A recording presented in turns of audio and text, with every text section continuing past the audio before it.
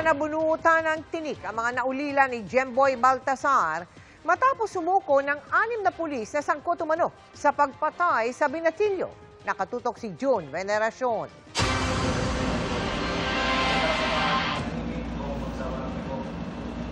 Sa mismong araw na inilabas ng korte ang warrant of arrest, sumuko din ang 6 na dismissed na pulis na botas na sangkot umano sa pagpatay sa menor de edad na si Jemboy Baltasar sa Provincial Field Unit ng PNP CIDG sa probinsya ng Quezon. Yan ay sina Police Staff Sergeant Jerry Maliban, Police Staff Sergeant Antonio Bugayong, Police Executive Master Sergeant Roberto Balais Jr., Police Staff Sergeant Nico Pines Esquelon, Police Corporal Edward Jade Blanco at Patrolman Benedict Mangada. Nagkita-kita raw muna sila sa Parañaque bago bumiyahe, kung saan sinamahan sila ng kanilang abogado.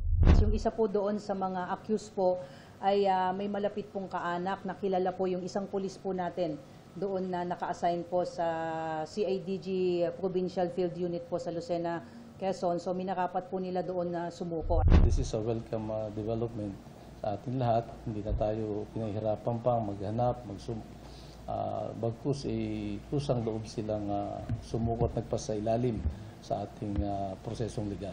Malaking bigat sa dibdib naman daw ang nawala sa lola ni Jemboy. Ngayong alam niyang kulong na ang 6 na pulis habang dinidinig ng korte ang kanilang kasong murder. Pero hindi rin daw niya maiwasang maawa sa mga namaril umano sa kanyang apo. At paano maawa ka rin po sa kanila? May pamilya po sila eh.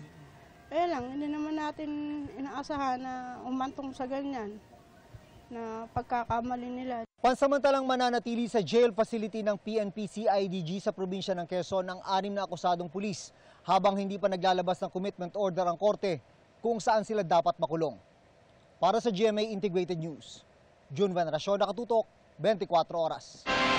Mga kapuso, kasama nyo kami 24 oras. Mag-subscribe sa GMA Integrated News sa YouTube. Sa mga kapuso abroad, bisitahin ang GMA Pinoy TV at www.gmanews.tv.